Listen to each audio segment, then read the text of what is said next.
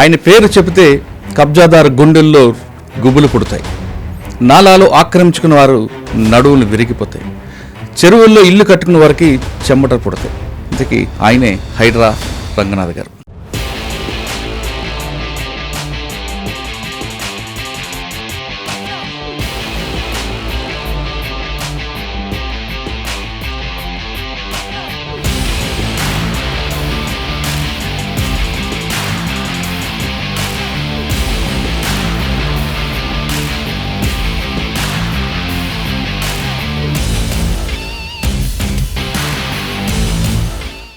Buffer జోన్లో మీ ఇల్లు ఉందా? ఒకటి అడుగుతాను మురళి, మెడ మీద తల ఉంటుందా, తల మీద మెడ ఉంటుందా?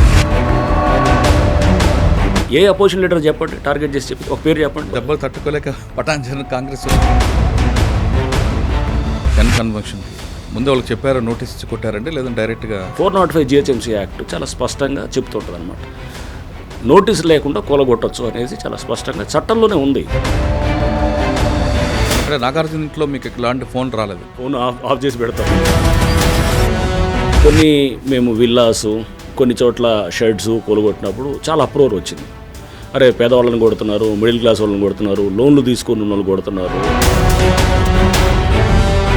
మనం ఒక పెళ్ళి చేసేటప్పుడు బిడ్డకి మనం ఎంక్వైరీస్ చేస్తాం, కానీ అమాయకులు కొనుక్కొని బలైపోయారు కదండి. చాలా కోట్లాది రూపాయలు కష్టం, వాళ్ళు ఈఎంఐ కట్టాల్సి వస్తుంది. కూలగొట్టే ఒక నెల రోజుల ముందు కూడా వాళ్ళు కొంటున్నారు అక్కడ. కానీ వాళ్ళు ఏడుస్తున్నప్పుడు బాధ అనిపిస్తుంటుందా? ఎవడో ఒకటి చేస్తే దానికి అర్థం ఉంటుంది. 199 మంది చేస్తుంటే ఎందుకు సిస్టమ్ ఎందుకు అది? సో ఇంకొకటి, సండే రోజు కూల్చొచ్చా, సాటర్డే కూల్చొచ్చా అనేది కూడా ఉంది. ఎందుకు చేస్తున్నాం ఇదంతా? ఊరినే కూలగొట్టడం ఏమన్నా మాకేమన్నా దాంతో ఆనందం వస్తుందా? ఫేజెస్ చెప్పాను, మేము చేసేది ఏం చేయాలనుకుంటున్నాం. ఫస్ట్ ఫేజ్ 1, ఫస్ట్ ఈ విధ్వంసాన్ని ఆపాలి. సార్ దుర్గం చెరువులు కూడా ఉంది అంటున్నారు కబ్జా, దాని కిందనే రేవంత్ రెడ్డి గారు అనేది కూడా ఉంది. అది బఫర్ ఉందా, FTL ఉందా అనేది ఇంతవరకు నిర్ధారణ కాలేదు. అక్కడ వేలాది మంది ఇల్లులు ఉన్నాయి. అది 2008 నుంచి నడుస్తున్న ఇష్యూ, అది హైకోర్టు పరిధిలో ఉన్నటువంటి అంశం. సో దాన్ని ఏదో చూపించి ఇదిగో అక్కడ మీరు కూల్చట్లేదు, ఇక్కడ జనాల మీదకి వస్తున్నారండి.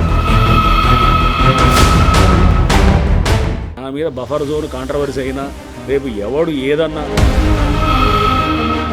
కొంతమంది ప్రతిపక్షాలు హైడ్రా అనేది కేవలం ప్రభుత్వానికి ఒక జేబు సంస్థగా అయిపోయింది, డబ్బులు వచ్చి పడుతున్నాయి. మీరు ఏదో ఊరినే ఒట్టనేసి ఇది ATM సంస్థగా అయింది, ఖజానాలు నింపడానికో లేకపోతే ఎవడో కొంతమంది జేబులు చేయడానికో. జనరల్ అలిగేషన్స్ ఏముంటాయి నేను కూడా చెప్తాను. హైడ్రా 2.0 ఏం చేయబోతుంది? ఈ భయం క్రియేట్ చేయటం కాదు, దాని నుంచి పాజిటివ్ సైడ్ వెళ్తుంది. ఫైనల్గా మా గోల్. సార్ ఇంకా మూసీ ప్రక్షాళన అదొక పెద్ద ప్రాజెక్టు. ఒకటి మురళి, మూసీ ప్రక్షాళన హైడ్రాకి సంబంధం లేదు అసలు. సార్ మీరు హైడ్రా స్టార్ట్ చేసిన తర్వాత చుట్టుపక్కల చెరువులని మొత్తం ప్రక్షాళన చేస్తూ బెంగళూరు వెళ్ళి అక్కడ ఒక లేక్ మ్యాన్ కలవడం, అక్కడ కాన్సెప్ట్ని ఇక్కడ అడాప్ట్ చేయడం అనే ఉద్దేశం. మేము బెంగళూరుకి వెళ్తే కూడా కొంతమంది కామెంట్ చేశారు, అది లేదు బెంగళూరు ఏంది, అది పనికిమాల సిటీ. అది కాకినాడలో మీరు పనిచేశారు, అప్పటి నుంచి నడుస్తుంది సార్ స్మగ్లింగ్ అనేది. పవన్ కళ్యాణ్ గారు చూసిందంటూ రైస్ అది ఏదో షిప్ వెళ్తుంటే కూడా దాన్ని సీజ్ చేయమని చెప్పారు. సో అంటే పెద్ద ఎత్తున స్మగ్లింగ్ అనేది అక్కడ జరుగుతున్నప్పుడు అక్కడ నెట్వర్క్ ఏం చేస్తున్నారు అక్కడ? Welcome to I dream.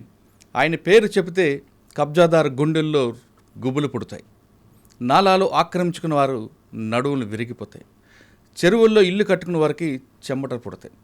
ఇక కబ్జాదార కోరల నుంచి బయటపడే చెరువులు నిండు కుండల్లా కలకల్లాడతాయి, పార్కుల్లో పువ్వులు చక్కగా డ్యాన్సులు వేస్తుంటాయి. ఇంతకీ ఆయనే హైడ్రా రంగనాథ్ గారు. తను పనిచేస్తున్న పోస్టుని ఇంటి పేరుగా మార్చుకున్న వ్యక్తి హైడ్రా రంగనాథ్ గారు, అలియాస్ AB రంగనాథ్ గారు, IPS కమిషనర్ హైడ్రా. రంగనాథ్ గారు ఎక్కడ పనిచేసినా ఒక స్పెషల్ మార్క్ ఉంటుంది. ఆయన తూర్పుగోదావరి జిల్లాలో పనిచేస్తున్నప్పుడు ఒక మార్క్ ఉంటుంది, అదేవిధంగా బలిమలలో ఒక ఇష్యూ ఉంటుంది, విజయవాడ వచ్చేసరికి అయోషా మీరా కేసు, అదేవిధంగా నల్లగొండలో తీసుకుంటే ప్రణీత్ కేసు, ఇలాగ ఆయన ఖమ్మంలో తీసుకున్న ఒక కేసు ఉంటుంది, వరంగల్లో కేసు ఉంటుంది. ఎక్కడైనా సరే ఆయన ఖచ్చితంగా రూల్ ఆఫ్ లా పాటించడం నెంబర్ 1. అందుకే ప్రభుత్వం కూడా ఆయనకి హైడ్రా అనే ఒక సంస్థకి కమిషనర్గా చేసింది. ఇక హైడ్రా తీసుకుంటే అందరికీ తెలిసింది కేవలం కూలగొట్టడం వరకే కాదు, హైడ్రా 2 అనేది స్టార్ట్ అవుతుంది. దానివల్ల ప్రజలకి ఎలాంటి ఉపయోగాలు ఉంటాయి? కేవలం హైడ్రాలో నాగార్జున ఇల్లు ఒకటే కాకుండా ఎవరు ఇల్లు కొట్టారు, మిగతా వాళ్ళ జోలికి ఎందుకు పోవడం లేదు, హైడ్రా అన్నది చెరువుల్లో ఇల్లు కట్టిన వాళ్ళకైనా లేదు సామాన్యుడికి ఇల్లు కూలి కొట్టడమేనా అనే విషయాల్ని సార్ నాడు తెలుసుకుందాం. సార్ నమస్తే అండి. నమస్తే మురళి. రంగనాథ్ రేవి రంగనాథ్ గారు హైడ్రా రంగనాథ్ అయిపోయారు మీరు. బహుశా నాకు తెలిసి పోస్టుల్లో ఇంటి పేరు మార్చుకుంది మీరు ఒకరు, తర్వాత జేడి లక్ష్మణ గారు అనుకుంటా. ఆయన కూడా అదే కదా, వివి లక్ష్మణ గారు, జేడి లక్ష్మణ గారు, ఏబి రంగనాథ్ గారు హైడ్రా రంగనాథ్ అయిపోయారు. అవును, మీరు చూస్తే నన్ను అందరు కూడా ఇప్పుడు హైడ్రా రంగనాథ్ గారు. అండ్ మా ఇల్లు కూడా గూగుల్లో మార్క్ చేస్తే అది హైడ్రా కమిషనర్ అని ఉంటుంది అనమాట. ఇల్లు కూడా నేను మామూలుగా మన సరదాగా గూగుల్లో చెక్ చేస్తాను. అంటే చాలా రేర్గా వస్తాయి సార్ పోస్టులో ఇంట్లో పేరు రావడం, ఇంటి పేరు మార్చుకుని చాలా రేర్. అంటే ఇది మీకు మీరుగా క్రియేట్ చేస్తుంది కాదు, పబ్లిక్ నుంచి వచ్చిన పేరు కాబట్టి మీరు క్యారీ చేయాల్సింది. అది డెఫినెట్గా నేను I take it as an ఒక మంచి ఆపర్చునిటీ అండ్ అదృష్టంగా భావిస్తాను. Right sir. ప్రభుత్వం ఇటువంటి ఒక ఇన్స్టిట్యూషన్ని ఫ్లోట్ చేయడం ఫస్ట్ ఆఫ్ ఇట్స్ కైండ్ కంట్రీలో. అంటే ఇట్లాంటి ఇన్స్టిట్యూషన్ ఇంతకుముందు ఎప్పుడు లేదు.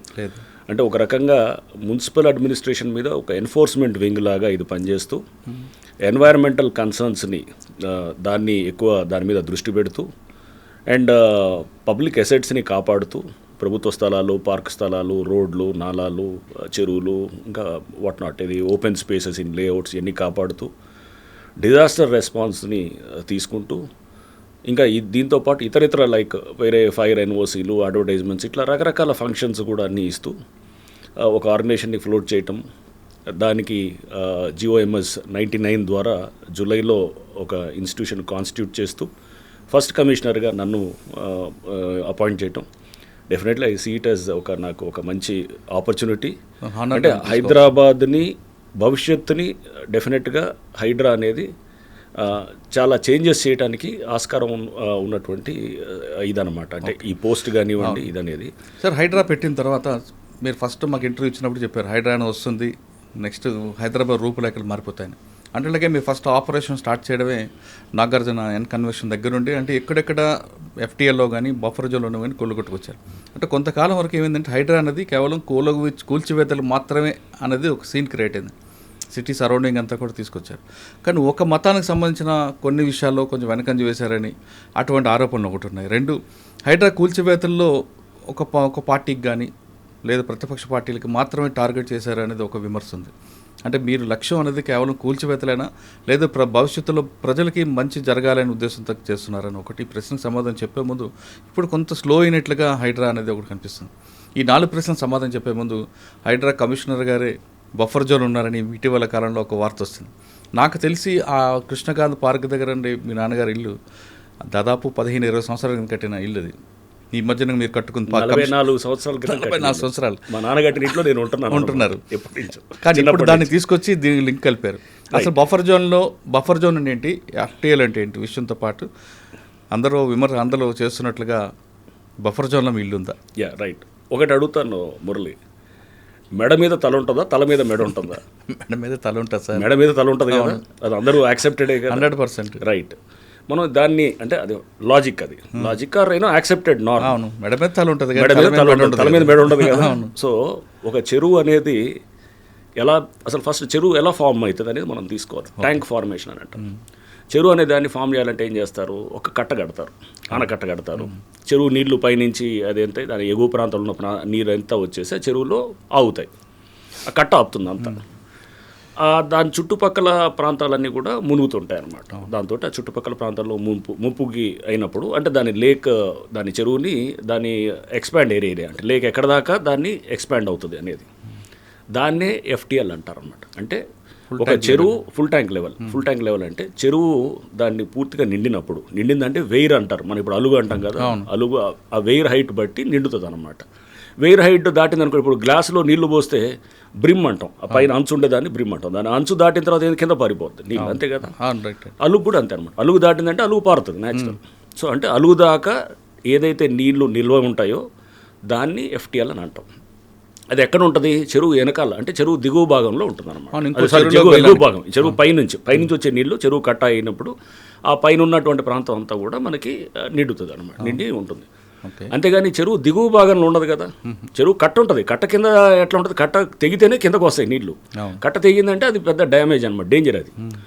కట్ట నుంచి పారే నీళ్ళు ఎట్లా పోతాయి, ఒక నాలా ఉంటుంది, అంటే దాని సర్ప్లస్ వేయర్ ద్వారా నాలా ఒకటి వచ్చేసి మనకి కింద నాలా అంటే ఫ్లడ్ వాటర్ వచ్చినప్పుడు అది కిందకి పారుతుంటుంది. అది కింద ఉన్న చెరువుకి. సో ఇప్పుడు మాది మీద పెట్టినటువంటిది ఏంటి, సింపుల్ అంటే ఇల్లాజికల్, అంటే లాజిక్ లేని వాదన అనమాట. దాన్ని ఏం చేస్తారు మీడియాలో కొంతమంది, సోషల్ మీడియా వాళ్ళు, కొంతమంది మీడియాలో వాళ్ళు, ఏదైతే హైడ్రా అనే దాన్ని తొక్కేయాలనేటువంటి శక్తులు చాలా పనిచేస్తుంటాయి. ఎందుకంటే ఇది చాలామంది ఇంట్రెస్ట్లను వ్యతిరేకంగా వచ్చినటువంటి సంస్థ ఇది. సో న్యాచురల్గా వెనకాల వాళ్ళ అజెండా వేరే ఉంటుంది, హిడెన్ అజెండా. ఎవరో ఒకళ్ళు ఇద్దరు ముందు పెడతారు, ఎవరో ఇల్లాజికల్గా ఉండేవాళ్ళు, వాళ్ళకి సబ్జెక్ట్ లేని వాళ్ళు మిమ్మల్ని కంట్రోల్ చేద్దామో, కాకపోతే నన్ను కంట్రోల్ చేద్దామనో లేకపోతే మమ్మల్ని కాంట్రవర్సీ చేయటమనో ఇట్లా చేయాలని చూస్తారు.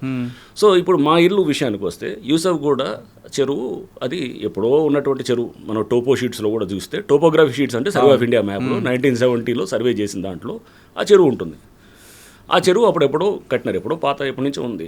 తర్వాత దాన్ని మెల్లిగా 2003-2004 చంద్రబాబు నాయుడు గారు ఉన్నప్పుడు దాన్ని, తర్వాత అప్పుడు తీగల కృష్ణారెడ్డి గారు ఆ టైంలో దాన్ని పార్క్ లాగా తయారు చేశారు. అది కబ్జా అవుతుందనో ఏదో రకరకాల దీంతో కాపాడుకునే ప్రయత్నంతో అప్పుడు ఉన్నటువంటి ప్రభుత్వం అలా చేశారనమాట. ఫైన్, బాగానే ఉంది. చెరువు కాపాడుతున్న క్రమంలో దాన్ని పార్క్ కింద చేశారు. దాన్ని కృష్ణకాంత్ పార్క్ అని కూడా పెట్టారు. పెట్టి దానికి అది దాని కింద బఫర్ జోను అనేది ఉత్పన్నమే కాదు అసలు. బఫర్ జోన్ ఎఫ్టీఎల్ అనేది చెరువు కట్ట కింద దిగువ భాగంలో ఉండదు. నేను అదే అంటుంది, మెడ మీద తల ఉంటుందా, తల మీద మెడ ఉండదు అంటే చెరువు కట్ట కింద ఉండదు ఎఫ్టీఎల్ బఫర్, చెరువు కట్ట పైనే ఉంటుంది. బఫర్ జోన్ అంటే ఇప్పుడు ఎఫ్టీఎల్ నుంచి ఒక 30 మీటర్లు చెరువు విస్తీర్ణం బట్టి దానికి 30 మీటర్స్ అంటే ఒక ఏది ఇంత ఉండాలి, 30 మీటర్స్ దాకా బఫర్ జోన్ ఉంటుంది. Okay, 30 metres 10 metres depending on the area of the చెరువు అనమాట. చెరువు విస్తీర్ణం బట్టి పెద్ద చెరువు అయితే దానికి ఎక్కువ ఉంటుంది. 30 మీటర్స్ కృష్ణకాంత్ పార్క్ పైన బోరబండ అటువైపు అటు ఉంటుంది, ఎగ్జాక్ట్లీ పైకి ఉంటుంది అనమాట. ఉండేది కిందకు ఉంటుంది. మధురనగర్ అంతా చెరువుకి కింద దిగువ ప్రాంతంలో ఉంటుంది. ఆ నాలా కూడా మా ఇంటికి 100 మీటర్ల దూరంలో ఉంటుంది. నాలా నుంచి ఎంత ఉంటుంది, ఆ నాలా విడ్త్ బట్టి ఇది 10 మీటర్సా 2 మీటర్సా విడ్త్ ఉంటుంది. మాక్సిమం 10 మీటర్స్ అంతే. మాది 100 మీటర్ల పైన ఉంటుంది. ఆ నాలా కూడా ఇప్పుడు అది కింద దాన్ని మొత్తం అండర్ గ్రౌండ్ కవర్ చేసేసి వెళ్ళిపోయింది. అంటే ఏదో కాంట్రవర్సీ కోసం ఒకటి చేసి ఏదో ఒకటి బురదేద్దామని ఆ టోపో షీట్స్ పెట్టుకుని తిరుగుతున్నాడు అతను. ఎవరు చూస్తున్నాం, అతను దీని గురించి మాట్లాడుతున్నట్టు అంటే ఎవరు అతను లీడర్ ఎవరు ఉన్నారు మాట్లాడుతూ ఆ టోపో షీట్స్ అంటే అతనికి టోపోగ్రఫీ షీట్స్ కూడా చూసేటటువంటి మినిమం నాలెడ్జ్ లేదని అనిపించింది అనమాట. అంటే ఎక్కువ ఎగువ భాగం ఏది, దిగువ భాగం ఎక్కడ వస్తుంది, సో దాని నాలాస్ ఎట్లా ఉంటాయి అంటే ఆ మినిమం లాజిక్ లేకుండా చేసే వాళ్ళని కొంతమంది సోషల్ మీడియా మోస్తుంటారు అన్నమాట. కూడా మీకు ఏదో రకంగా డిస్టర్బ్ చేయాలని తప్ప అట్లా ఇట్లాంటివన్నీ నాకు అలవాటు. సార్, ఆ ఇల్లు కూడా నేను చూసా కదండి, ఇప్పుడు 20 సంవత్సరాల క్రితం ఒకసారి వచ్చినప్పుడు అక్కడే ఉన్నారు కదా మీరు. 20 కాదు, మేము 1980లో కట్టింది, మా నాన్నగారు కట్టింది. అప్పటి నుంచి నేను ఇప్పుడు కాదు, నేను చదువుకుందంతా అక్కడే, చిన్నప్పటి నుంచి కూడా అక్కడే. మీ నాన్నగారు కూడా సివిల్ డిపార్ట్మెంట్ సివిల్స్ కాబట్టి ఆయన కలెక్టర్గా చేశారు కాబట్టి అంత గుడ్డుగా తీసుకోరు కదండి. అసలు గుడ్డి కాదు, అసలు అది వదిలేయండి. ఫస్ట్ కింద ఉండేది దానికి అక్కడ వేల ఇల్లులు ఉన్నాయి. ఇంకోటి చెరువు కింద ఏముంటుందంటే ఒక్క కట్ట కింద ఒక 10 మీటర్ల దాకా ఖాళీగా పెట్టాలన్నమాట. అంటే రోడ్ లాగా వేస్తారు. చెరువు కట్ట ఏమన్నా తెగినప్పుడు కానీ రిపేర్ చేయడానికి లారీ తిరగటానికో బండి తిరగటానికో పెడతారు. ఆ 10 మీటర్లే తప్ప ఇక చెరువు దిగువన ఎక్కడ కూడా ఏదైనా కట్టవచ్చు అనమాట. సో మాది అక్కడి నుంచి దాదాపు బై రోడ్ వస్తే కనుక 1 కిలోమీటర్ ఉంటుంది. ఆయన గురించి వదిలేండి సార్, ఆ టాపిక్ గురించి మనకు అంటే అనేది వాళ్ళు అంటే దాంట్లో చూస్తే టోపో షీట్స్ పట్టుకొని చూపిస్తూ ఇది సర్వే మా దగ్గర మ్యాప్లు ఉన్నాయి, 100 సంవత్సరం మ్యాప్లు ఉన్నాయి అంటే మ్యాప్ స్టడీ చేయటం అనేది తెలియకపోతే, ఒక కాంటూర్ అంటే ఏంటో తెలియదు, ఒక సర్ప్లస్ వేర్ అంటే ఏంటో తెలియదు, ఒక చెరువుకి ఎక్కడ ఉంటుంది ఎఫ్టీఎల్ అని తెలియనప్పుడు ఇట్లాంటి ఇల్లాజికల్ డిస్కషన్స్ వస్తుంటాయి. సార్, ఇల్లాజికల్ మీరే అన్నారు, ఆయన గురించి మనం మాట్లాడడం కూడా టైం అంటే మనకి మెయిన్ టాస్క్ అంతా కూడా గవర్నమెంట్ మీ భుజం మీద పెట్టిందండి. హైడ్రా అనేది పెట్టడం ఉద్దేశం ఏంటంటే ఇకపై హైదరాబాద్ మునిగిపోవడం కానీ, మనం చూస్తున్న వేరే స్టేట్లో జరుగుతున్న సంఘటనలు జరగకుండా భవిష్యత్తులో ఉన్న వాళ్ళకి మంచి చేయాలని. కరెక్టే కదా సార్? కానీ ఇందులో మీకు ఫస్ట్ ఇంటర్లో కూడా అడిగా, మీకు దీంట్లో చాలా ప్రెజర్స్ ఉంటాయి. మీకు మామూలు ప్రెజర్స్ ఎందుకంటే చాలా పెద్ద పెద్దలు ఉంటారు, కింద వాళ్ళు ముందు పెట్టి పైన వాళ్ళు నడిపిస్తుంటారు. ఇన్ని రకాల ప్రెజర్స్ పై కనపడేదే ఇది కాదు. పైన ఎవడో పబ్లిక్ ముందు ఏడుస్తూ బాధపడుతూ ఉంటే కనుక దాని వెనకాల స్కీమింగ్ అర్థం చేసుకోవాలి. దాని వెనకాల వేరే శక్తులు పనిచేస్తుంటాయి. ఎందుకంటే ఇదంతా ఆ లాబీ, ల్యాండ్ గ్రాబింగ్ లాబీని చెక్ చేసేటువంటి సంస్థ ఇది. చేసినప్పుడు వాళ్ళు బయటికి రకరకాలుగా చూపిస్తారు. ఇప్పుడు ఇది ఈ బఫర్ కాంట్రవర్సీ లాంటిదో లేకపోతే ఎవరో కొంతమందిని పెట్టేసి ఇష్యూని తీసుకేస్తూ, ఎందుకంటే డైరెక్ట్గా చేయరు ఎప్పుడు కూడా వాళ్ళు డైరెక్ట్గా, ఎందుకంటే వాళ్ళు తప్పులో ఉంటారని వాళ్ళకి తెలుసు. ఇండైరెక్ట్గా ఇలా చేస్తారు. సో ఇందాక మీరు అడిగారు ఫస్ట్ కూల్చివేతలే ఉంటాయా, ఓన్లీ ఒక మతం వాళ్ళే చేస్తున్నారు, ఒక పార్టీ వాళ్ళే చేస్తున్నారని. సో దీని మీద మీరు చూస్తే కనుక మేము జూలైలో ఇది హైడ్రా ఫామ్ అయింది. ఫస్ట్ కమిషనర్గా జూలై ఎండింగ్లో వచ్చింది. స్టార్టింగ్ మేము డిమాలిషన్స్ ఆగస్ట్ ఫస్ట్ వీక్లో స్టార్ట్ చేసినప్పుడు ఫస్ట్ చేసింది ఎంఐఎం స్ట్రాంగ్ హోల్డ్ అయినటువంటి బుమ్రుక్ దోలా. అచ్చా. సో దాంట్లో కొంతమంది అక్కడ స్థానికంగా ఉన్నటువంటి నాయకులు, ఓకే, నాయకులు వాళ్ళు కట్టినటువంటి అపార్ట్మెంట్స్ని కూల్చేసి మొత్తం బుమ్రుక్ దోలా అనేది 300 సంవత్సరాల క్రితం ఉన్నటువంటి చెరువు. దాని మీద ఎన్నో సంవత్సరాల నుంచి అందరూ దాన్ని ఏది స్పీకింగ్ ఆర్డర్లు ఇస్తున్నారు, కూల్చాలి అంటున్నారు, కానీ ఎవరు దాని మీద యాక్షన్ జరగదు. ఓకే. సో మేము వచ్చాము ఇమీడియట్గా వీ హ్యావ్ టేకెన్, అది ఆ పాత ఆర్డర్స్ ఉన్నాయి, అన్నీ కూడా క్లియర్గా ఉన్నాయి. ఇక దాన్ని అందరూ పిల్లికి గంట కట్టాలి కదా, ఎవడో పిల్లికి somebody has to build the cat. So అది చేయడానికి హైడ్రా అనే సంస్థ ఉందన్నమాట. సో ఇది ఎప్పటి నుంచో పేపర్ మీద జరుగుతుంది, పేపర్ మీద కాదు కదా, గ్రౌండ్లో ఏం చేశారనేది ముఖ్యం అన్నమాట. సో వెంటనే మేము అక్కడ డిమాలిష్ చేసాం. ఇప్పుడు ఆ చెరువు అంతా కూడా రేపు రివైవ్ అవుతుంది. ఇప్పుడు అది ఊరిని చెరువు కూల్చివేతలు కాదు, బుమ్రుక్ దోలా ఇప్పుడు రివైవ్ అవుతుంది. 300 సంవత్సరాల క్రితం అక్కడ రాజవంశీకులు వాళ్ళు అక్కడి నుంచి నీళ్లు, అక్కడ రాణీలు వాళ్ళంతా కూడా అక్కడ స్నానాలు అది కూడా ఆచరించేవాళ్ళని, లేకపోతే వారు అక్కడి నుంచి డ్రా చేసేవారని, ఇట్లా చాలా ఉంది. హిస్టారికల్ లేక్ అది, చాలా అద్భుతమైన హిస్టరీ ఉన్నటువంటి లేక్ అది. సో అది అట్లా బుమ్రుక్ దోలా అంటే అది అంతా కూడా అక్కడ సౌత్ జోన్లో ఉన్నటువంటి స్ట్రాంగ్ హోల్డ్ రాజేంద్ర నగర్ ప్రాంతంలో ఉన్నటువంటి దాన్ని చేసాం. నెక్స్ట్ 27 డిమాలిషన్స్ చేసాం. సో మీడియాకి ఇష్టమైందేమో ఎన్కన్వెన్షన్ డెమాలిషన్. న్యాచురల్గా ఏంటంటే ఒక సినిమా యాక్టర్ కాబట్టి దానికి కొంత వచ్చింది. వేరే కొన్ని మేము గండిపేట దగ్గర చేసాం. గండిపేట దగ్గర చేసినప్పుడు పల్లరాజు గారు లేకపోతే ఇంకా కొంతమంది ఇతర దాంట్లో ఉన్నారు, వారి అందరికీ కూడా చేసాం. దాంట్లో చాలామంది కాంగ్రెస్ వారే ఉన్నారు. సో అంటే అక్కడ వారు ఏ పార్టీ అఫిలియేషన్ అనేదే కాదు అసలు. చూస్తే అది కూడా రిలీజ్ చేసాం మేము, డేటాని కూడా చేసి 27 డిమాలిషన్స్లో ఎక్కువ కాంగ్రెస్ వారే ఉన్నారు. అంటే రూలింగ్ పార్టీ సంబంధించిన వాళ్ళు ఎక్కువ ఉన్నారు. నష్టపోయింది. సో అంటే ఈ ప్రచారం అంతా కూడా అపోజిషన్ వాళ్ళని, ఏ అపోజిషన్ లీడర్ చెప్పండి, టార్గెట్ చేసి చెప్పి ఒక పేరు చెప్పండి, సింపుల్ నేను అడుగుతాను. ఏ అపోజిషన్ లీడర్ ఉన్నాడు? ఆయన పటాన్చేరులో ఆయన కాంగ్రెస్ దెబ్బలు తట్టుకోలేక పటాన్చేరు కాంగ్రెస్ నా దెబ్బ కాదు, ఆయన ఎప్పుడు వచ్చారండి. నేనేం చేశాను, నేను చేసింది కాదు. అక్కడ అక్కడ అక్కడ ఒక ఎమ్మెల్యే అని అనట్లేదు, అక్కడ ప్రతి వాళ్ళు కూడా వాళ్ళు అక్కడ వాళ్ళ మీద అక్కడ పబ్లిక్ చాలా కంప్లైంట్స్ ఉన్నాయన్నమాట. ల్యాండ్ ఇష్యూస్లో కంప్లైంట్స్ ఉన్నాయి. ఓకే, పల్లవరాజు గారి విషయంలో వచ్చినప్పుడు ఆయన చాలా ఇన్ఫ్లుయెన్స్ చూపించారు, మీరు ఎక్కడ కంట్రోల్ అవ్వలేదంటారు, వాస్తవాన్ని పల్లవరాజు గారు కానీ నాగార్జున గారి విషయంలో కానీ? ఇదంతా ఇన్ఫ్లుయెన్స్ ఇవన్నీ కూడా అతీతంగా పనిచేస్తానని నన్ను కావాలని తీసుకుందండి. సో ఇన్ఫ్లుయెన్స్లు అవన్నీ కూడా న్యాచురల్గా ఉంటాయి, ఎవరు రకరకాలలో మాట్లాడతారు. బట్ ఇవన్నింటినీ కూడా మనం పరిగణలో తీసుకోకూడదు అనమాట. నాగార్జున కన్సెషన్కి మీరు వెళ్ళినప్పుడు అదే కన్వెన్షన్కి ముందు వాళ్ళకి చెప్పారు, నోటీస్ ఇచ్చి కొట్టారండి, లేదంటే డైరెక్ట్గా? నోటీస్ ఇచ్చాము. అసలు నోటీస్ ఇవ్వాల్సిన అవసరం లేదు. నేను సుప్రీంకోర్టు దీన్నన్నింటినీ ఇప్పుడు మేము చేసిన ప్రతి చర్యను కూడా అన్ని కోర్ట్స్ సమర్థిస్తున్నాయి. ఇప్పుడు జస్టిస్ గవాయ్ మన జడ్జిమెంట్ ఇచ్చారు సుప్రీంకోర్టు బుల్డోజర్ జస్టిస్ మీద ఇస్తూ, దాంట్లో క్లియర్గా దాంట్లో మనకు చూస్తే కనుక ఇది పారా 86 ఏదో ఉన్నది దాంట్లో ఇవన్నీ కూడా వారు ఇచ్చినటువంటి గైడ్లైన్స్ అన్నీ కూడా బఫర్ జోన్లో, ఎఫ్టీఎల్లో, వాటర్ బాడీస్లో ఉన్న వాటికి, లేకపోతే కనుక రోడ్స్ మీద ఉన్న వాటికి, లేకపోతే కనుక ఇట్లా అంటే ఇటువంటి వాటికి ఏదైతే రోడ్ల మీద కానీ అంటే రోడ్స్ రైల్వే లైన్స్ మీద కానీ, రైల్వే లైన్స్ దగ్గర కానీ ఎంక్రోచ్మెంట్స్కి వర్తించదని చాలా స్పష్టంగా చెప్పారు. అంటే నోటీస్ లేకుండా కూడా చేయొచ్చు. ఓకే, సో క్లియర్గా సుప్రీంకోర్టు చాలా స్పష్టంగా జస్టిస్ గవాయ్ గారు మన బుల్డోజర్ జస్టిస్ దాని మీద ఇస్తూ వారు దాని మీద చాలా స్పష్టంగా మన ఇచ్చినటువంటి జడ్జిమెంట్, అది లేటెస్ట్ ల్యాండ్ మార్క్ జడ్జిమెంట్ అనమాట. సో దాంట్లో కూడా మాది ఇప్పుడు మేము దేని కింద చేస్తుంటాం, 405 GHMC యాక్ట్ అని ఉంది. 405 GHMC యాక్ట్ చాలా స్పష్టంగా చెప్తుంటుంది అనమాట. నోటీస్ లేకుండా కూలగొట్టచ్చు అనేది చాలా స్పష్టంగా చట్టంలోనే ఉంది. దాన్ని మేము ఫాలో అవుతున్నాం. 405 నాగార్జున ఇంట్లో మీకు ఎలాంటి ఫోన్ రాలేదు? ఫోన్లో వచ్చేలే తెలీదు ఆ టైంలో, ఫోన్ ఆఫ్ చేసి పెడతాను. సో ఎప్పుడు చేసుకున్నా సో ఫోన్లో వచ్చేలేదు నాకు అవన్నీ కాదు. కానీ బట్ ఇవన్నీ కూడా మనం పెట్టాల్సింది ఏంటంటే, ఎటువంటి ప్రెషర్స్ ఉన్నా కానీ కూడా దానికి ఈల్డ్ కాకుండా ప్రభుత్వం నాకు ఇచ్చిందండి, ఆ ఫ్రీడమ్ ఇచ్చింది ఆపరేట్ చేయడానికి. ముఖ్యమంత్రి గారు ఆ ఫ్రీడమ్. 405 ప్రకారం వెళ్తున్నారు కరెక్టే? 405 GHMC యాక్ట్ రైట్ అండి. మరి 111 జీవోలో కూడా ఉన్నాయి కదండి, వాటి మీదకి వెళ్తారు? 111 జీవో మా పరిధిలోకి రాదు కదా. 111 జీవో అవుటర్ రింగ్ రోడ్ బయట ఉంది. ఓకే, సో దానికి మా పరిధి అవుటర్ రింగ్ రోడ్ దాకే ఉంది. ఓకే, 111 జీవో నా పరిధిలోకి రాదు. సో అది రేపు గవర్నమెంట్ తెస్తే ఆపరేట్ చేస్తాం డెఫినెట్గా. సో నాగార్జున కన్వెన్షన్ దగ్గర నుంచి ఒకసారి హైడ్రా అనేది బ్లాస్ట్ అయిందండి. తర్వాత మీరు అక్కడతో ఆగిపోకుండా ఇటు నిజాంపేట్, బోచపల్లి, పటాన్చెరు అన్ని ప్రాంతాలు సిటీ సరౌండింగ్. దీంట్లో కూడా మీరు చూస్తే కనుక కొన్ని మేము విల్లాసు, కొన్ని చోట్ల షెడ్స్ కూలగొట్టినప్పుడు చాలా అప్రోర్ వచ్చింది. అరే పేదవాళ్ళని కొడుతున్నారు, మిడిల్ క్లాస్ వాళ్ళని కొడుతున్నారు, లోన్లు తీసుకొని ఉన్న వాళ్ళు కొడుతున్నారు, వాళ్ళందరినీ వాళ్ళ డెమాలిష్ చేస్తున్నారు అనేది. ఒకటండి, ల్యాండ్ గ్రాబింగ్ ఏ పద్ధతిలో జరుగుతుంది మనం చూసాం. నేను ఖమ్మంలో పనిచేశాను. ఖమ్మంలో ఎలా ఉండేది, వెళ్ళి పెద్ద ఎత్తున గుడిసెలు వేస్తారు. గుడిసెలు వేసి అది పేదవాళ్ళ కోసం అని చెబుతారు. దాని వెనకాల ఎవరు ఎజెండా ఉంటుంది. వాళ్ళు 100 కోట్లకు ఎదిగిన వాళ్ళు మనకు తెలుసు చాలామంది. సో చాలా ప్రాంతాల్లో కూడా ఇట్లా గుడిసెలతోటి లేకపోతే వెళ్ళి కబ్జాలు చేసి 100 కోట్లు 1000 కోట్లకు ఎదిగిన వాళ్ళు చాలామందిని మనం చూసాం. ఇది కూడా ఇట్లాంటివి ఉంటాయి. ఇవన్నీ కూడా ఏం చేస్తారు, కబ్జా చేసేవాడు అతను పెట్టుకోడు, ఇమ్మీడియట్గా చేతులు మార్చి అమ్మేస్తాడు. అమ్మేసి దాన్ని కబ్జా చేసిన తర్వాత దాన్ని ఇప్పుడు మేము అమీన్పూర్లో చేసామండి. అమీన్పూర్లో అక్కడ కంప్లైంట్స్ ఏంటంటే ఇర్రెస్పెక్టివ్ ఆఫ్ పార్టీ, నేను ఊరినే అక్కడ లోకల్గా ఉన్నటువంటి ఎవరు కాంగ్రెసా, బీజేపీయా, లేకపోతే టీఆర్ఎస్ఆ, లేకపోతే ఇంకా ఎక్సా వై అనట్లేదు.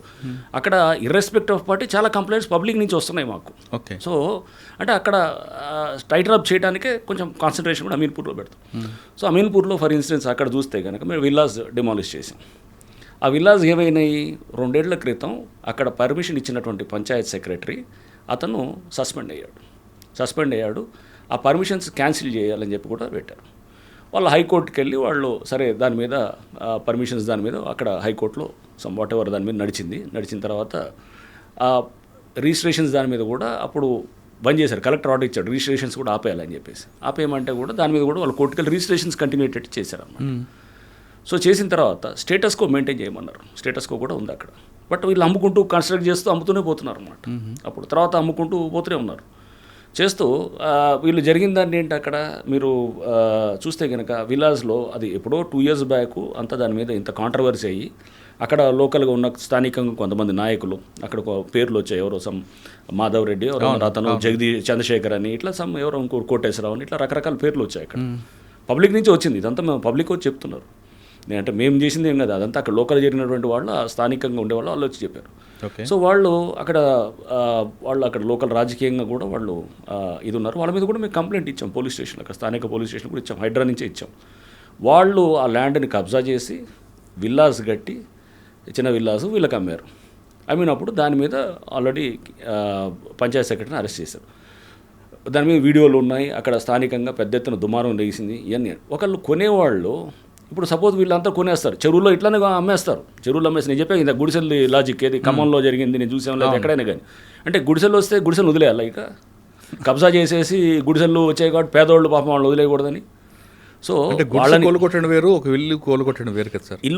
ఇల్లు కూడా ఏంటి పర్మిషన్స్ అసలు ఎలా, ఫస్ట్ ఆఫ్ ఆల్ పర్మిషన్స్ ఇచ్చిన అధికారులు అక్కడ వాళ్ళని క్యాన్సిల్ చేశారు. చేసిన తర్వాత లోన్లు తెచ్చారు, బ్యాంకర్స్ లోన్లు ఇచ్చారు.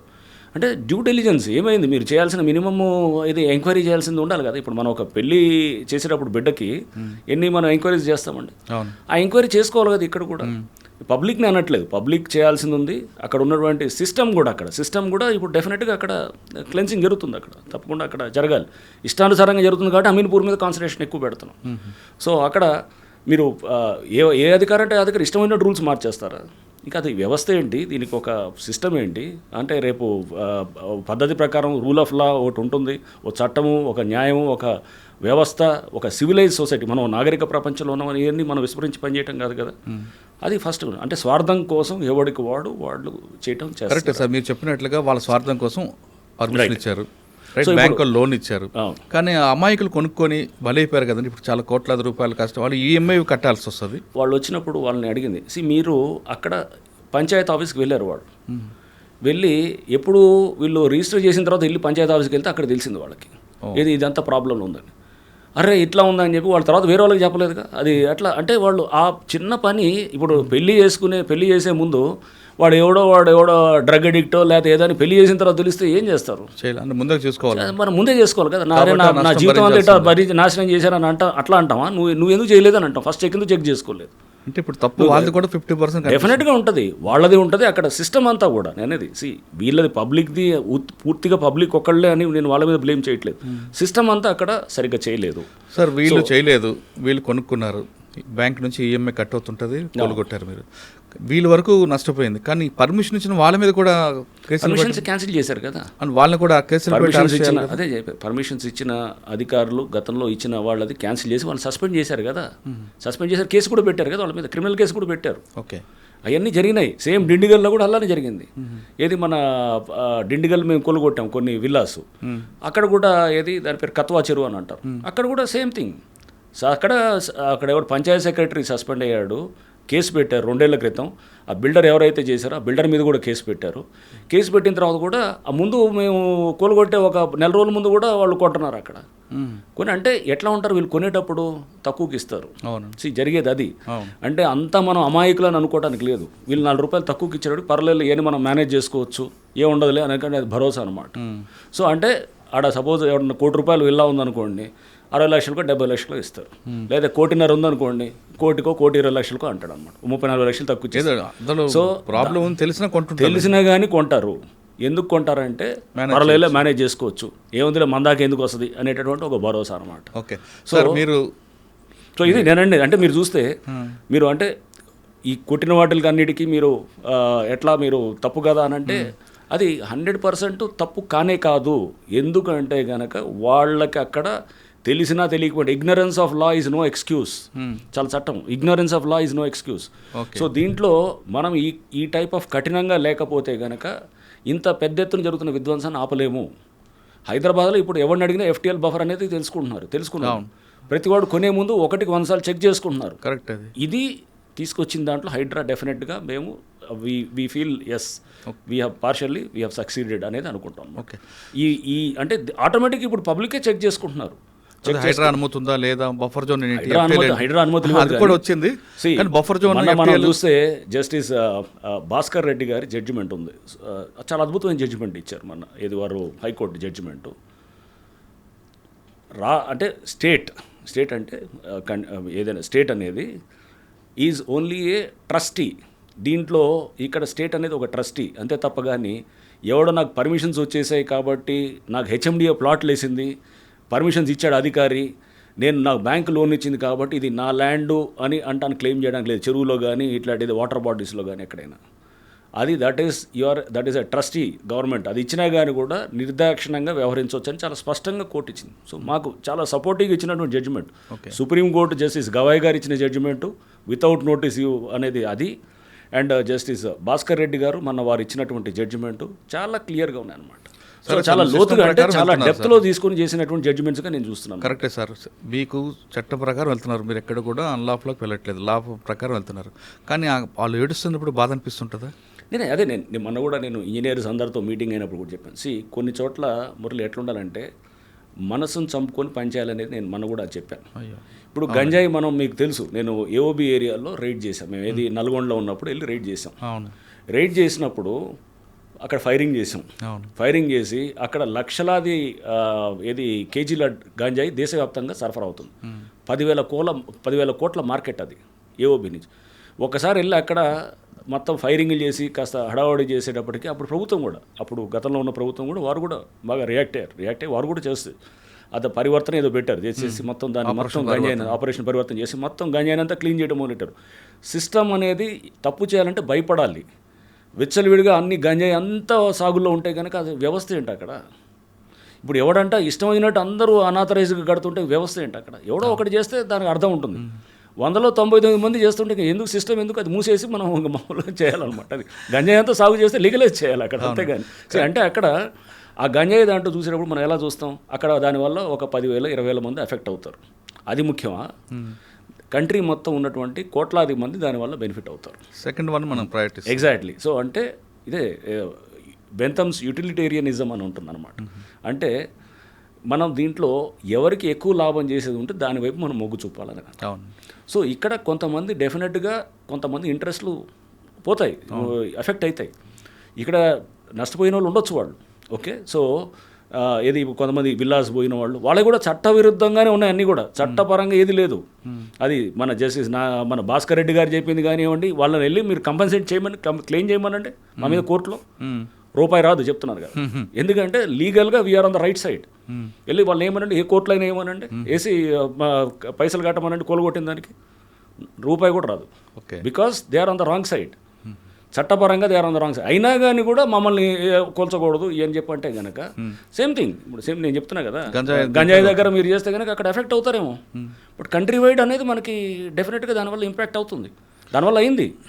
కేజీలు మీరు చూస్తే కనుక AOB నుంచి చాలా పెద్ద ఎత్తున తగ్గిపోయింది. అవునండి. అప్పుడు మేము చేసినటువంటి ఆ ఆపరేషన్ తర్వాత గవర్నమెంట్ అక్కడ కూడా చాలా స్పందించారు.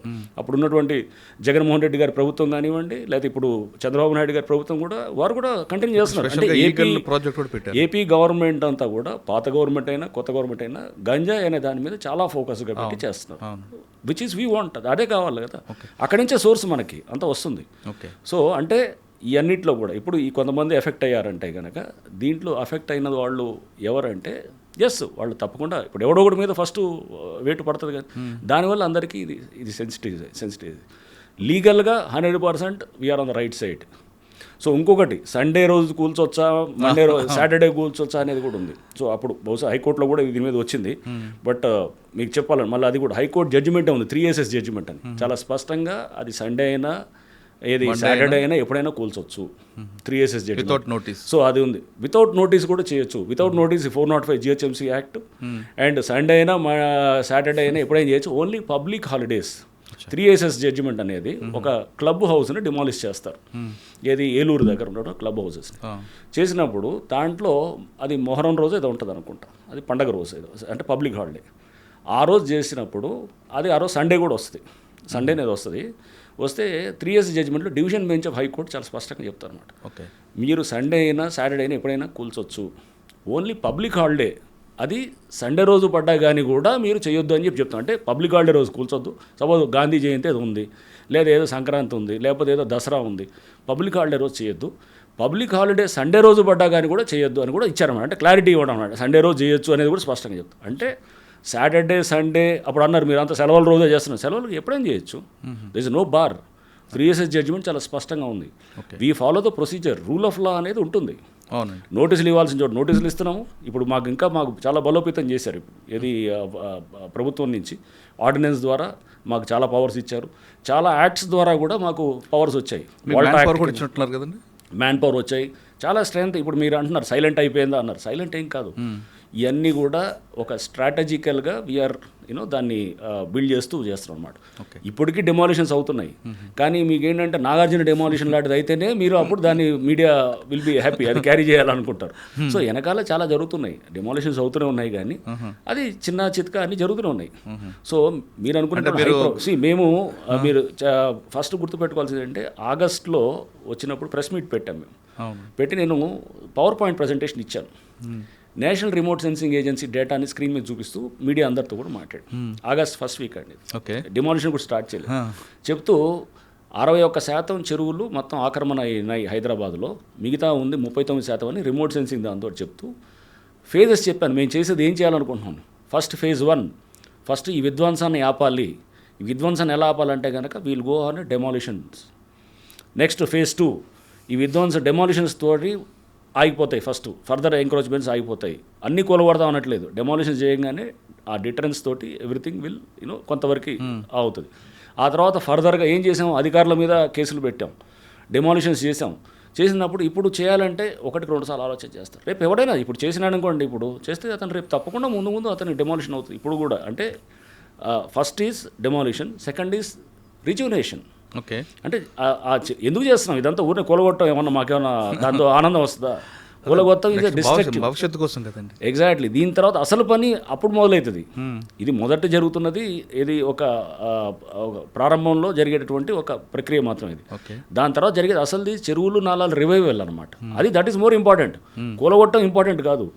కన్స్ట్రక్టివ్గా చెరువుని పునరుద్ధరణ చేయటం, నాలాలు మళ్ళీ ఎస్టాబ్లిష్ చేయటం, లేకపోతే గవర్నమెంట్ ల్యాండ్ని రిస్టోర్ చేయటం, పార్క్ ఉంటే కనుక పార్కును రిస్టోర్ చేయటం, ఇవన్నీ దీస్ ఆర్ ద మనకి జరిగేటటువంటి ఇంపార్టెంట్ ఇదనమాట.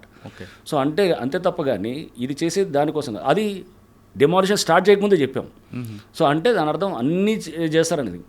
ఇప్పుడు ఏది మీరు నివాసమై ఉన్నటువంటి ఇళ్ళని దాన్ని కూల్చొని ఇప్పుడు అంటున్నారు, ఇంతకుముందు ఫస్ట్ నుంచి ఇదే మాట అంటున్నాం. ఎప్పుడు కూడా మేము నివాసం ఉన్న ఇల్లుని ఏది కూల్చలేదు. ఒక్కటి సున్నం చెరువు దగ్గర రేకుల షెడ్లు అది ఉన్నదాన్ని అక్కడ చేసాము. అది ఏది సున్నం చెరువు దగ్గర వాళ్ళు ఎందుకు అక్కడ ఎవడైతే గ్రాబ్ చేసి ఉన్నాడో, ఆ చెరువుని గ్రాబ్ చేసి ట్యాంకర్ల బిజినెస్ చేస్తున్నాడో అతని కింద పనిచేసే స్టాఫ్ అనమాట. దానికి ముందు ఒక వారం రోజుల ముందు ఎన్కన్వెన్షన్ కూల్చినప్పుడు దాని చుట్టూ చుట్టూ ఆ తెమ్మిడికొంట చెరువు అంటారు, దాని చుట్టూ చాలా షెడ్స్ చాలామంది ఇట్లా ఏది ఉన్నాయి, చిన్న ఇల్లులు వేసుకున్న వాళ్ళు ఉన్నారు. ఎవరికి కూల్చలేదే. అది బఫర్ జోన్లో FTL వచ్చినా కానీ కూడా కూల్చలేదు.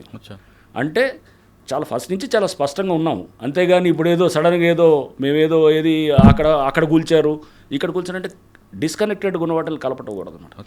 అక్కడ ఇల్లులు ఏ పరిస్థితిలో కూల్చామంటే అది ఒక ల్యాండ్ గ్రాబరు, అతను ఆ కమర్షియల్గా చేస్తున్నాడు, అతనితో చేస్తున్నాడు.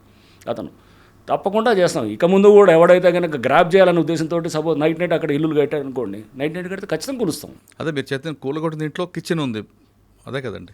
అది వాళ్ళు ఎవరో చిన్నమ్మాయిని పలకలు తీసుకొని ఇవ్వలేదు అని అంటున్నారు. ఒకటి రెండు ఇన్సిడెంట్స్ అక్కడ కింద జరిగేటప్పుడు దాన్ని సోషల్ మీడియాలో చూపించేసి దాని వెనకాల ఎవరు ఉంటారు, దాని ఇంట్రెస్ట్, దాని వేరే ఇంట్రెస్ట్లు ఉండేవాళ్ళు ఉంటారన్నమాట.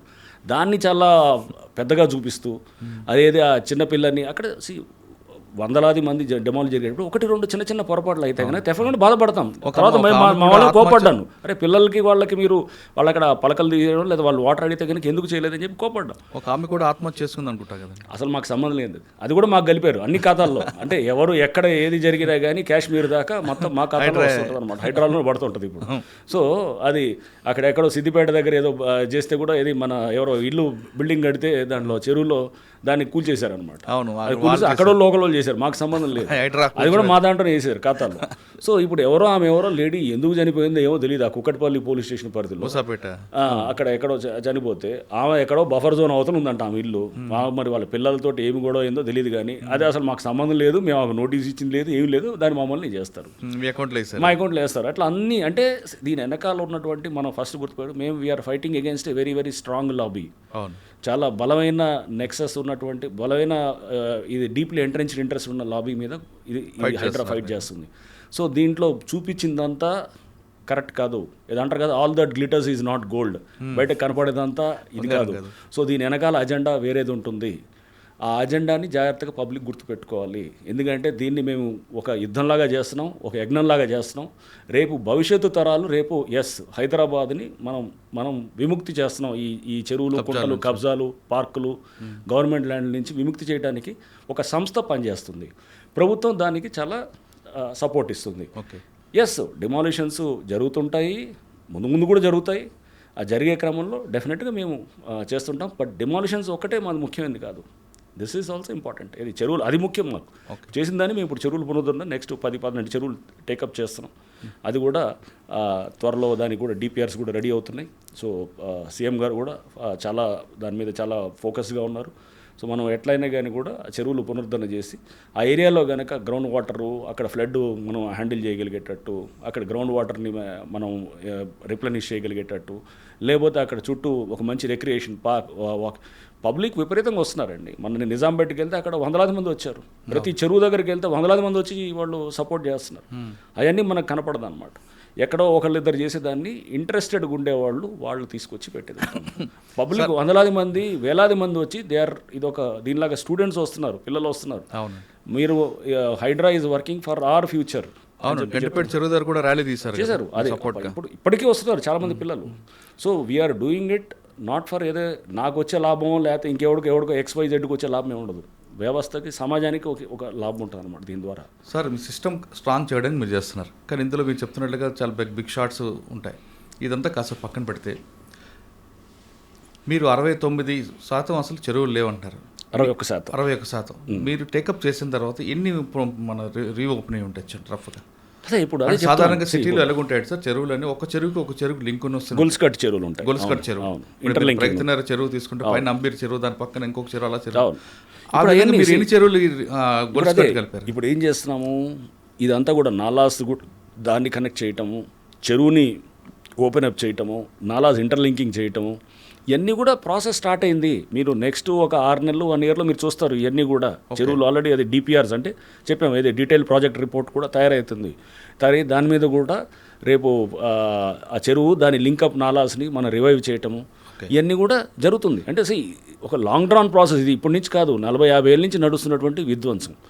దీన్ని ఇప్పుడు కొంత ఈ మధ్య ల్యాండ్ రేట్లు విపరీతంగా పెరగటంతో దాంతో కూడా మనకి ఇది ఇంకా ఎక్కువ అయిందన్నమాట. ఓకే సార్, సిటీ సరౌండింగ్లో ఏ చెరువు చుట్టూ ఎక్కువ కబ్జాలు అండి? ఫాక్స్ సాగరా, దుర్గం చెరువా?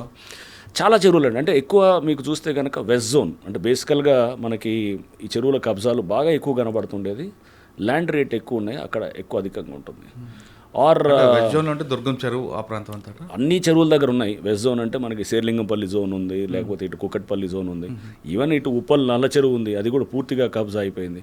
అంటే ఈ చెరువు కబ్జా అవ్వటమే కాదు, దాని లోపల మొత్తం పొల్యూటెన్స్ అనమాట, అంతా వదిలేదంట మురికి నీరు అంతా వస్తుంటుంది, వచ్చేసి ఆ పక్కన ఉన్నటువంటి అపార్ట్మెంట్స్ ఫ్లాట్స్ అన్నిటి నుంచి దాంట్లోకి వదులుతుంటారు. సో ఆ చెరువులు రావడంతో అక్కడ అంత మనకు వాసన అండ్ దాంతోపాటు ఏది అక్కడ గ్రౌండ్ వాటర్ అంతా కూడా మొత్తం పొల్యూటెంట్ అయిపోయి, ఇప్పుడు ఢిల్లీ చూస్తున్నారు పరిస్థితి ఎట్లుందో. ఢిల్లీలో ఎయిర్ పొల్యూషన్ తోటి అక్కడ వెళ్ళే బండ్లు కూడా రానివ్వట్లేదు, సిటీలోకి ఎంటర్ కానివ్వట్లేదు, అంతా అక్కడ వర్క్ ఫ్రమ్ హోమ్ చాలా హైబ్రిడ్ మోడల్స్లో నడుస్తున్నాయి. సో అంటే అసలు స్వచ్ఛమైన గాలి అక్కడ లేదు, కొనుక్కునే పరిస్థితి వస్తుంది. అక్కడ మన ఎయిర్ క్వాలిటీ ఇండెక్స్ అనేది అక్కడ ఇట్స్ ఆల్మోస్ట్ లైక్ అది 500, 400 అండ్ 800 దాకా కూడా వెళ్ళిన సందర్భాలు ఉన్నాయి. మన దగ్గర కూడా ఎయిర్ క్వాలిటీ ఇండెక్స్ అట్లా ఉంది, రేపు వాటర్ క్వాలిటీ ఇండెక్స్ కూడా చాలా పూర్గా ఉంటుంది. సో ఇవన్నీ మనం రేపు ఇవన్నిటిని చెక్ చేసుకుంటూ ప్లస్ కబ్జాలు ఆపుతూ, ఈ చెరువు కబ్జాల నుంచే కదండి ఇప్పుడు వచ్చేది. ఇప్పుడు అక్కడ బ్లాక్ మనీ జనరేట్ అయితే ఎక్కడ జరుగుతుంది? ఇప్పుడు ఎవరికి సంబంధం లేని దాని దగ్గర జనరేట్ అవుతుంది. సో అది ఎవడు మాట్లాడు, అక్కడ ఒక ఎకరా అక్కడ 100 కోట్లు. సో అట్లాంటిది జనరేట్ అయ్యేది కూడా అక్కడే అవుతుంది, బ్లాక్ మనీస్ కూడా. సో ఈ సంబంధం లేని భూముల దగ్గరే అందరూ ఎంటర్ అవ్వాలని చూస్తారన్నమాట. సార్ దుర్గం చెరువులు కూడా ఉంది అంటున్నారు కబ్జా, దాని కిందనే రేవంత్ రెడ్డి గారు అనేది కూడా ఉంది, అది కోలుకొట్ట రైట్. ఇది కూడా అసలు వారు రేవంత్ రెడ్డి గారి బ్రదర్ది వారు ఎప్పుడో కొన్నారనుకుంటా, ఇది చాలా ఏళ్ల క్రితం. అది దాని ఎఫ్టీఎల్ బఫర్ దాని మీద యాక్చువల్గా ఇంకా అది నిర్ధారణ అవ్వట్లేదు, హైకోర్టులో నడుస్తుంది. ఇప్పుడు కాదు, 2008లో పబ్లిక్ ఇంట్రెస్ట్ లిటిగేషన్ పడ్డది. అడ్వకేట్ కమిషన్ ఒకటి అప్పుడే వేసిన తర్వాత దాన్ని ఎఫ్టీఎల్ బఫర్ జోన్ దాని మీద అప్పటి నుంచి నడుస్తుంది. దాంట్లో భాగంగా హైకోర్టులో మ్యాటర్ వస్తుంటే అక్కడ స్థానికంగా ఉన్న రెవెన్యూ అధికారులు వాళ్ళు అందరికీ నోటీసులు ఇచ్చారు. మొత్తం ఇక్కడే కాదు 11 చెరువులు అట్లా ఉన్నాయన్నమాట. దాంట్లో వేలాది మంది నోటీసులు ఇచ్చిన దాంట్లో ఈయన ఒకరు. అది ఏం చేస్తారు ఇప్పుడు, ఆయన సంగతి ఏంది ఈయన సంగతి ఏంది అంటుంటారు అన్నమాట. అసలు అక్కడ ఏమీ లేని ఇష్యూలో సో వాళ్ళది రేపు అది బఫర్ ఉందా ఎఫ్టీఎల్ ఉందా అనేది ఇంతవరకు నిర్ధారణ కాలేదు. అక్కడ వేలాది మంది ఇల్లులు ఉన్నాయి, అది 2008 నుంచి నడుస్తున్న ఇష్యూ, అది హైకోర్టు పరిధిలో ఉన్నటువంటి అంశము. సో దాన్ని ఏదో చూపించి ఇదిగో అక్కడ మీరు కూల్చట్లేదు, ఇక్కడ జనాల మీదకి వస్తున్నారంటే ఇవన్నీ దాన్ని ఏం చూపించాలనుకుంటున్నారు? ఇష్యూను డైవర్ట్ చేయాలనేటటువంటి ప్రక్రియ అన్నమాట. ఇష్యూని రాంగ్ ట్రాక్లో తీసుకెళ్ళి అంటే ఏం చేద్దాం, హైడ్రాన్ ఆపేద్దామా, ఆపేసి కబ్జాలు అలో చేద్దామా, ఎవడిగాడు దోచుకోమందామా, ఎవడిగాడు మీరు చెరువులు లేదా పక్కనున్న గవర్నమెంట్ ల్యాండ్లు పార్కులన్నీ ఆక్రమించుకొని చేసుకోమందామా, ఏం చేద్దాం అనుకుంటున్నాం? మాకు రెండోదే బెస్ట్ అండి, మీరు ఎలా పోతే నాకు ఎందుకు అంటున్నాడు. ఎగ్జాక్ట్లీ, పబ్లిక్ అదే ఆల్టర్నేట్ ఏది కావాలని చూసుకోవాలి. మీరు మన వ్యవస్థను మనం కాపాడుకుంది, ఇదంతా మన భూములండి.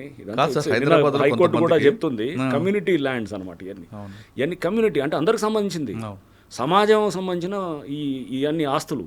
ఒక చెరువు అయినా కానీ, ఒక నాలా అయినా కానీ, ఒక పార్క్ అయినా కానీ, ఒక రోడ్డు అయినా కానీ, ఇవన్నీ అందరిది. దాంట్లో మీది నాది అందరిది ఉంది, అందరి స్టేక్స్ ఉన్నాయి దాంట్లో. దాన్ని ఎవడో ఒకడు కొట్టేస్తే ఎట్లా? కానీ అది వాళ్ళు ఆలోచిస్తున్నారు, కానీ సాధారణంగా పబ్లిక్లు ఏమంటారు చూస్తుంటాను. అంటే మనం సోషల్ మీడియా కింగ్లు ఉంటారు, చాలా మంది పెడుతుంటారు కింద పెట్టే పేదవాళ్ళ మీద. ఇది అంటే హాఫ్ నాలెడ్జ్ తోటి మాట్లాడేవాళ్ళు చాలా మంది ఉంటారు, తెలియదు అసలు ఎటు తీసుకెళ్దాం సమాజాన్ని అనేటటువంటిది క్లారిటీ మాకు అనవసరం సార్. సమాజం ఎటుపోతే నాకెందుకు? ఎగ్జాక్ట్లీ అదే నేను అంటున్నాను, ఏమైతే నాకెందుకు, ఇటనే ఉందాం, ఎవడెంత ఆక్రమించుకుంటే వాడిపోలేదా ఈడిపోలేదా అంటే, కానీ ఎక్కడో చోటు బిగినింగ్ చేయాలి కదా.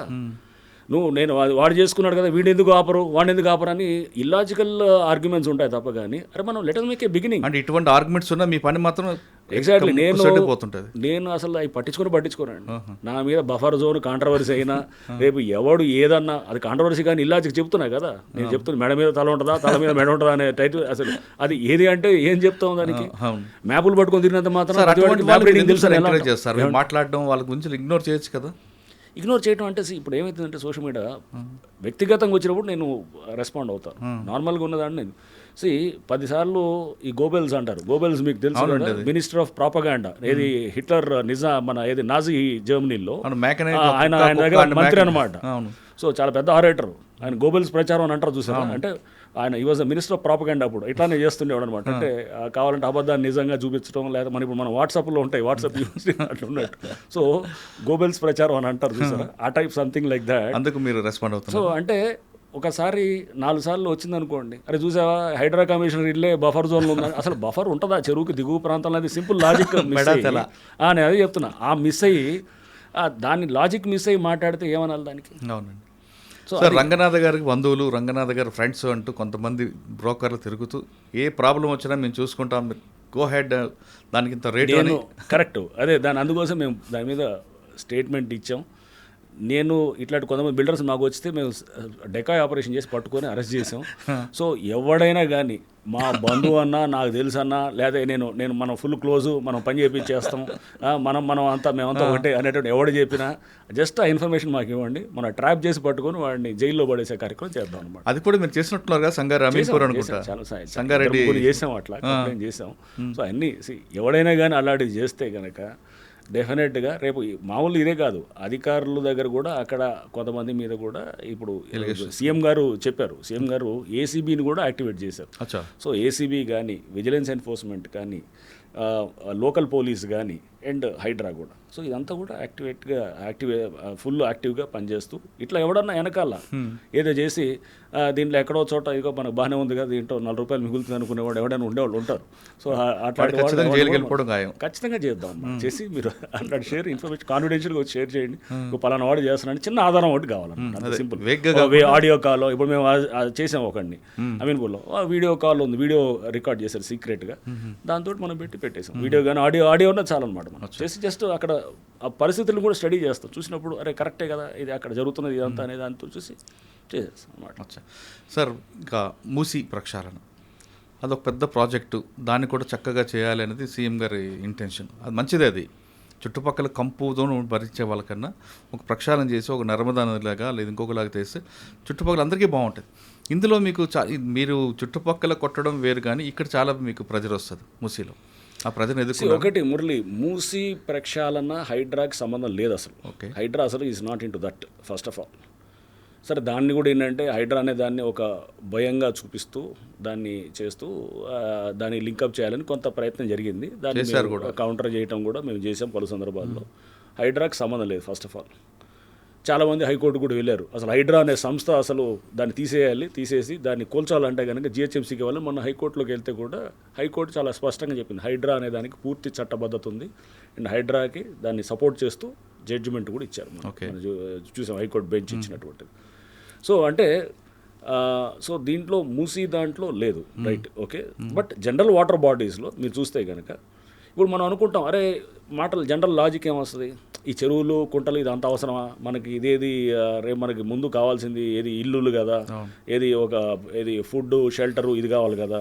మనం ఇది నిన్న మనం చూసి నేను కాకినాడ పోర్టు చూస్తున్నాను, అక్కడ పవన్ కళ్యాణ్ గారు వెళ్ళారు, అక్కడ వెళ్ళి ఆయన ఏదో రైస్ స్మగ్లింగ్ జరుగుతుంటే అక్కడ హీ హాజ్ రైట్లీ సెడ్ ఏమంటున్నారు ఆయన చెప్పే దాంట్లో, ఇది రైస్ స్మగ్లింగ్తో ఆగదు, ఇంకా చాలా జరుగుతాయి, గంజాయి డ్రగ్స్ అన్నీ జరుగుతాయి. ఇంకా అన్ని ఒకసారి మొదలెట్టినవాడు అన్నిట్లోకి ఎంటర్ అవుతాడు. సేమ్ థింగ్ ఇక్కడ కూడా ఒకసారి చెరువు కబ్జా చేసిన వాడు అంటే అక్కడ భూమి కబ్జా చేసినవాడు అక్కడతో ఆపుతాడని ఎందుకు అనుకుంటావు, అన్ని యాక్టివిటీస్లో ఉంటాయి. క్రైమ్ మైండ్ సెట్ వచ్చింది, క్రైమ్ మైండ్ సెట్ అనేది ఉన్నవాడు అన్నిటికీ విస్తరిస్తాడు. సో అది ఒక పెద్ద మాఫియాగా తయారైంది. ఇప్పుడు అదే జరుగుతుంది కదా, వాడు అక్కడ చెరువు చేసాడు, నీ ప్లాట్ మీదకి వస్తాడు, నీ ప్లాట్ మీదకి వస్తాడు, లేకపోతే నీ డాక్యుమెంట్లు మారుస్తాడు, లేకపోతే నీ ఏదైనా చేస్తాడు. సో ఇవన్నీ చేసేవాడు అంటే ఆ మైండ్ సెట్ని టార్గెట్ చేస్తున్నాను తప్ప కానీ ఆ మైండ్ సెట్ అంటే ఇప్పుడు మనం చేయాలనుకుంది షిఫ్ట్ ఉండాలి. ఓ పారాడైమ్ హైడ్రా అనేది ఇప్పుడు ఇన్నాళ్ళు ఉన్న దానికి పద్ధతికి డిఫరెంట్గా ఇప్పుడు చేయాలనేటటువంటిది చేస్తుంది. ప్రభుత్వం ఒక ఇన్స్టిట్యూషనలైజ్ చేసింది దీన్ని మొత్తాన్ని చేసి దీని మీద యోగి ఆదిత్యనాథ్ గారు కూడా మన ఆనంద్ మల్లిగ వద్ద అని చెప్పేసి లేక్ మ్యాన్ ఆఫ్ ఇండియా అని అంటారు, వారు యోగి ఆదిత్యనాథ్ గారిని కూడా యూపీ సీఎం గారిని కూడా కలిస్తే వారు కూడా దీని గురించి ఆరాధిస్తూ ఇట్లాంటిది ఫ్లోట్ చేయాలని చెప్పి కూడా వారు చెప్పారని కూడా అంటుండే అనమాట. హిమాచల్ సీఎం గారు కూడా ఇట్లా చాలామంది ముఖ్యమంత్రులు కూడా అసలు హైడ్రా దీన్ని ఇట్లాంటి ఇన్స్టిట్యూషన్ మనం ఎందుకు క్రియేట్ చేయకూడదని ఇప్పుడు చాలా చోట్ల జరుగుతుంది. వేరే స్టేట్స్లో త్వరలో మీరు చూస్తారు హైడ్రా లాంటి సంస్థలు చాలా వస్తాయి. ఓకే సార్, కాకినాడ టాపిక్ ఎత్తారు కాబట్టి కాకినాడలో మీరు పనిచేశారు, అప్పటి నుంచి నడుస్తుంది సార్ స్మగ్లింగ్ అనేది, ఆయిల్ స్మగ్లింగ్ అని ఒకటి అక్కడ చాలా బలమైన నెట్వర్క్ పనిచేస్తుంటుంది. పీడిఎస్ బియ్యం ఫర్ ఇన్స్టెన్స్ నేను నల్గొండలో చూశాను, నల్గొండలో చేసినప్పుడు కూడా లారీలు తరలుతుంటాయి అనమాట. ఇదంతా ఒక పెద్ద నెట్వర్క్ నడుస్తుంది. పీడిఎస్ బియ్యము పీడిఎస్ నుంచి మిల్స్ నుంచి కొన్ని చోట్ల సిఎంఆర్ రైస్ అని ఉంటుంది, అంటే మిల్లింగ్ చేసి ఇవ్వాల్సిన రైస్ మాయం చేస్తారు, చేసి దీన్ని కూడా బయటికి పంపిస్తారు, ఎక్స్పోర్ట్ చేపిస్తారు, చేపించి లేదా మార్కెట్లో కోలుతారు, లోకల్ డొమెస్టిక్ మార్కెట్లో వెళ్తారు, లేదా కాకినాడ నుంచి బయటకు వేరే సౌదీ అరేబియా లేకపోతే ఇంకా ఏది మిడిల్ ఈస్ట్ చాలా కంట్రీస్కి వెళ్తుంటుంది. సో అంటే ఎక్కడ రైస్ కన్స్యూమింగ్ కంట్రీస్కి. So Kakinada has become a hub అనమాట ఫర్ ఇట్లాంటి వాటికి. మీరు పనిచేస్తున్నప్పటి నుంచి కూడా అప్పటి నుంచి కూడా అంటే అప్పుడు రైస్ నాకు తెలియదు, అప్పుడు ఆయిల్ ఉండేది, ఇప్పుడు రైస్ ఇంకా పెద్ద ఎత్తున జరుగుతుంది. రైస్తో పాటు ఇంకా చాలా జరుగుతాయి అనేది. ఇప్పుడు రైస్ అనేది ఇప్పుడు నేను వెళ్ళింది పవన్ కళ్యాణ్ గారు చూసింది అంటూ రైస్ దాని అదేదో షిప్ వెళ్తుంటే కూడా దాన్ని సీజ్ చేయమని చెప్పారు.